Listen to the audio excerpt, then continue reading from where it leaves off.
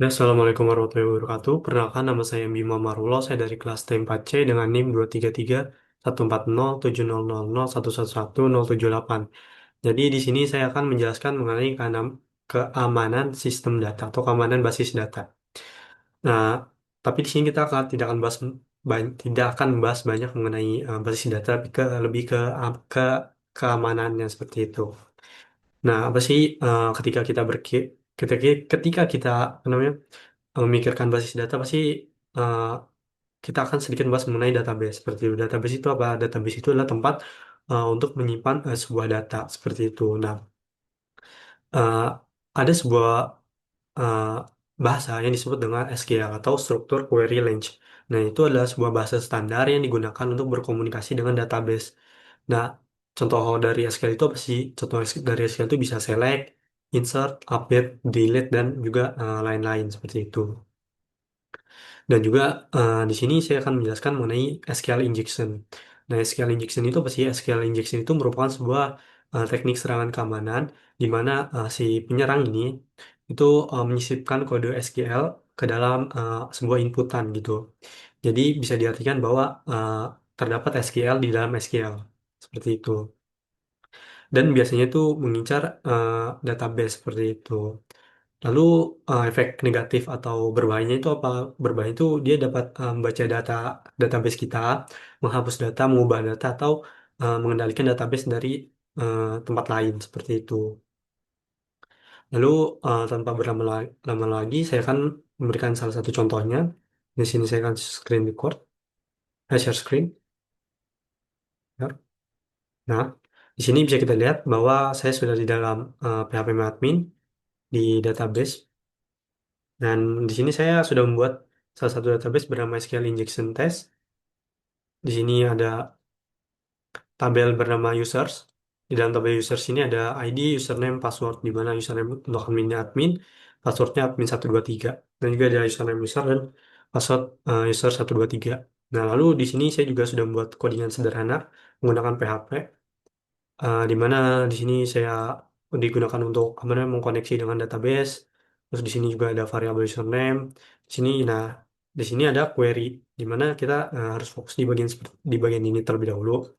Di mana di sini query ini tidak memiliki verifikasi kedua gitu atau eh, bisa dibilang keamanan tambahan lah. Jadi dia tuh hanya mengandalkan input query saja. Jadi antara inputan dengan query itu digabung gitu di dalam satu variabel SQL ini seperti itu.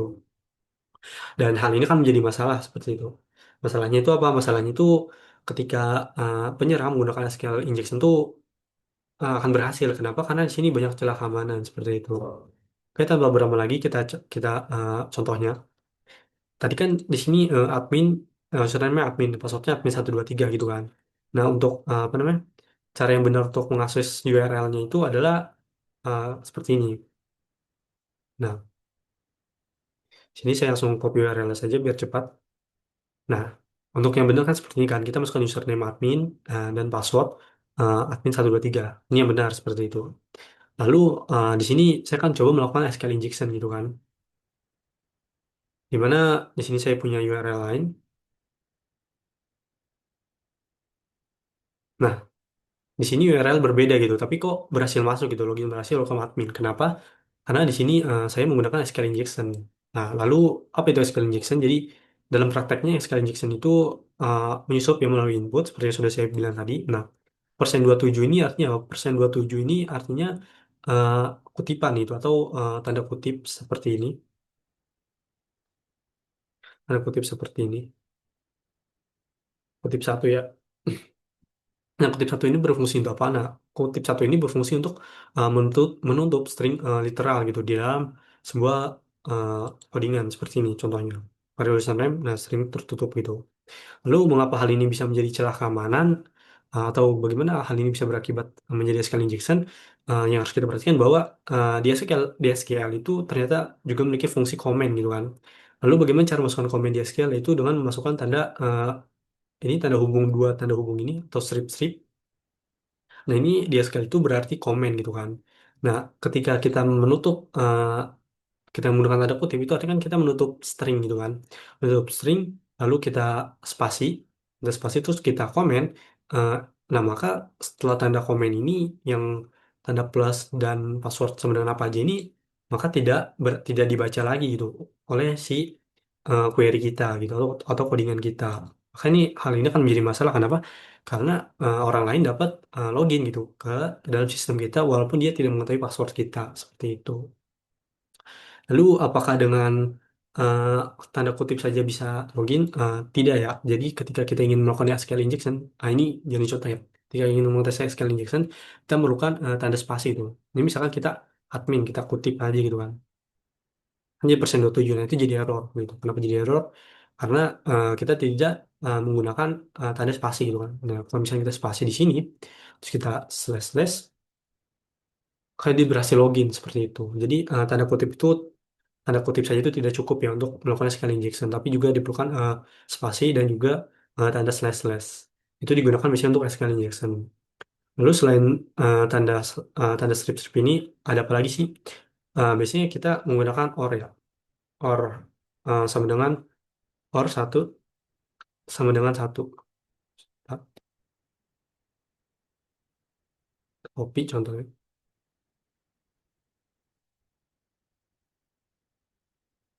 Nah,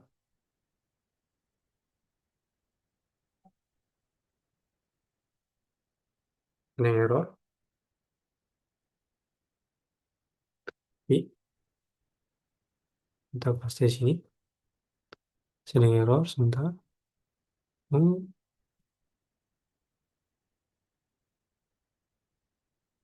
Oh, harus login PHP selain mengadmin. Oh, di sini kurang tanda kutip ya. Kenapa di sini? Nah, seperti tadi bahwa uh, ketika kita ingin melakukan SQL injection, jangan lupakan tanda kutip. Kenapa? Karena kalau kita lupa tanda kutip akan menjadi error. Nah, maka kita menambahkan tanda kutip berhasil melakukan admin welcome user. Kenapa? Karena uh, sebentar mau saya. Karena or satu sama dengan satu ini bernilai true gitu. Jadi dia itu apa namanya menampilkan nilai yang bernilai true atau bisa melacak eh, admin, bisa melakukan login admin ataupun juga user seperti itu. Lalu apakah ketika kita ingin hapus apakah menjadi masalah? Menjadi masalah. Kenapa? Karena error seperti itu. Dan biasanya untuk SQL injection itu banyak jenisnya ya. Ada yang OR juga, terus ada yang ketika kita ingin menambahkan eh, query baru, misalnya kayak titik koma, misalnya seperti ini, kan kita spasi gini ya. Terus misalkan spasi OR, si misalkan kayak ini spasi, terus kita apa namanya, kita tutup, terus kita apa namanya, tambahkan perintah show tables misalnya gini kan, show tables, kita koma gitu kan, koma. Ini error kenapa? Karena di codingan saya itu hanya verifikasi satu query seperti itu, bukan multi query. Kalau misalnya codingan kita ubah jadi multi query, ada kesempatan bahwa SQL injection yang menggunakan perintah query lain itu bisa berhasil seperti itu. So, jadi makanya kenapa ketika kita ingin membuat suatu query atau membuat suatu codingan itu harus diperhatikan dengan baik-baik. Gimana sih? Apakah ini bisa eh, apakah ini sudah aman atau belum seperti itu. Lalu kita akan lanjut ke tahap berikutnya itu bagaimana sih cara mengamankannya gitu kan. Cara mengamankan masalah terkait SQL injection ini sebenarnya cukup gampang ya. Ada yang namanya sekarang kita di sini kita klik tester. Saya juga sudah menyiapkan codingannya. Langsung kita copy saja. Nanti kita akan bahas perbedaannya dengan yang kedua. Seperti ini. Bentar, saya,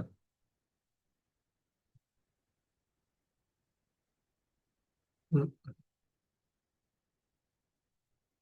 nah, kita kecilin, kemudian kita gedein. Nah, ini perbandingan dua codingnya. Kita akan bahas perbandingannya. Dimana untuk yang ini yang tadi kita rentan ya, yang sebelah kanan ini yang rentan dan kiri itu yang aman gitu. Jadi untuk yang rentan itu kenapa dia bisa uh, terbobol gitu oleh SQL injection karena dia um, menyatukan antara input dengan SQL-nya di dalam satu satu hal gitu ya, satu variabel gitu. Nah, sedangkan untuk yang query yang aman ini, dia itu menggunakan namanya prepared statement. Jadi prepared statement itu apa? Prepared statement itu bisa dibilang kayak verifikasi kedua dari uh, inputan gitu. Jadi bisa kita lihat bahwa di sini kita menggunakan variabel tambahan itu variabel stmt. Nah, nah di sini kita bisa lihat bahwa isi dari username dan passwordnya itu tanda tanya. Kenapa? Karena uh, supaya supaya uh, tidak bisa melakukan SQL injection gitu. Itu aman dari SQL injection. Kenapa? Seperti itu. Karena kalau kita isi langsung variabel username kayak gini, kita langsung connect ke dalam variabel username ini kan. Itu bisa uh, apa bisa terbobol oleh SQL injection hanya karena tanda kutip gitu kan. Nah, sedangkan ketika kita mengisi dengan tanda tanya, kan maka tidak ada tanda kutip seperti itu. Tidak ada tanda kutip yang terpasang gitu. Jadi tidak bisa menutup dari string literal gitu. Nah, selanjutnya apa? Selanjutnya di reverse template ini dia menggunakan bin param gitu kan. Jadi uh, bin param ini juga dari PHP. Nah, terus SS ini apa? SS ini artinya string-string gitu kan. Jadi tipe data gitu kan. Dari tipe data itu antara username dan password. Nah, di sini saya tambahkan komen juga SS ini artinya dua string seperti itu. Nah, lalu kalau misalnya integer gimana? Kalau integer artinya i gitu kan. I sama S seperti itu. Nah, baru setelah STMT bin param ini melakukan verifikasi username dengan password, username di sini, password di sini, apakah cocok? Nah, maka baru STMT ini akan dieksekut atau dijalankan seperti itu. Untuk sisa codingannya sama. Nah, tapi di sini berbeda ya. Kalau di variable results-nya di sini count, langsung connect ke database. Di sini dia menggunakan STMT gitu. Jadi dia nggak langsung connect ke database-nya seperti itu. Baru dia apa namanya menggunakan get result gitu seperti itu. Ini kan langsung menggunakan query seperti itu. Lalu di sini ditambahkan variable empty-nya close atau kita tutup seperti itu. Nah, jadi hal ini menjadi apa namanya menjadi fitur keamanan sendiri dari PHP gitu. Jadi PHP ini sudah menyediakan fitur yang prepared statement seperti itu. Jadi alangkah baiknya ketika kita ingin mengoding suatu tidak hanya login ya, baik suatu hal yang berhubungan dengan database itu atau dengan query itu menggunakan prepared statement seperti itu. Kenapa saya menggunakan login? Karena memang biasanya celahnya dari situ ya yang bisa diakses seperti itu. Lalu bagaimana cara ngeceknya gitu? Kita copy saja, terus kita paste di login PHP ini. Lalu sudah ganti kita save. Lalu kita uh, ini kan masih menggunakan SQL injection ya, kenakan password apa aja. Kita klik, nah, maka kita login gagal seperti itu. Login gagal. Dan cara yang kedua itu menggunakan fitur yang namanya MySQL Real Escape String. Jadi gunakan untuk apa? Ini MySQL Real Escape String itu digunakan untuk di sini saja tambahkan digunakan untuk menyamarkan tanda-tanda khusus. Nah, misalkan tadi kan kita tanda kutip gini kan. Nah, tanda kutip gini kan. Lalu bagaimana misalkan ada nama, misalkan namanya Ka kanan gitu kan, kanan. Nah, kan pasti ada tanda kutipnya kan. Lalu apakah menjadi error dan sebagainya macamnya. Nah, fungsi MySQL di real escape string ini adalah menambahkan backslash di depan tanda kutip ini. Jadi, dia itu akan terbaca menjadi satu kesatuan seperti itu. Tapi saran saya pribadi adalah menggunakan prepared statement. Kenapa? Karena eh, yang satu lebih aman, yang kedua juga dia bisa mengatasi hal seperti ini. Dia otomatis. Kenapa? Karena fungsi inputannya dengan fungsi query-nya itu terpisah seperti itu. Jadi dia tuh nggak bakal nambahin backslash lagi. Dia tetap akan membaca bahwa ini adalah kanan dengan kutipan seperti itu. Itu merupakan eh, dari dua cara untuk mencegah SQL injection ya. Mungkin ada cara lain boleh di komen di video saya nanti seperti itu. Nah, maka ketika kita ingin melakukan SQL injection, outputnya adalah login gagal seperti itu. Lalu kalau kita masukkan dengan benar, dengan username dan password yang benar ya, itu maka baru berhasil seperti itu. Sesuai dengan di database itu username admin dan passwordnya admin 123.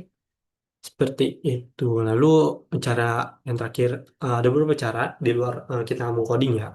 Yang pertama itulah membatasi bahwa berapa orang sih yang bisa mengakses database ini secara langsung gitu kan. Karena kan biasanya di dalam web itu ada fitur admin dengan fitur user gitu kan. Jadi dibatasi itu siapa aja yang punya role admin, siapa saja yang punya ini akses ke dalam database kita. Seperti itu yang dapat kita cegah. Lalu cara keduanya itu adalah selalu lakukan backup gitu ya. Baik bisa di export lalu di save di tempat lain ataupun di drive seperti itu. Mungkin itu saja yang dapat saya sampaikan. Kurang lebihnya mohon maaf. Wabillahi taufiq wal hidayah. Assalamualaikum warahmatullahi wabarakatuh. Terima kasih semua.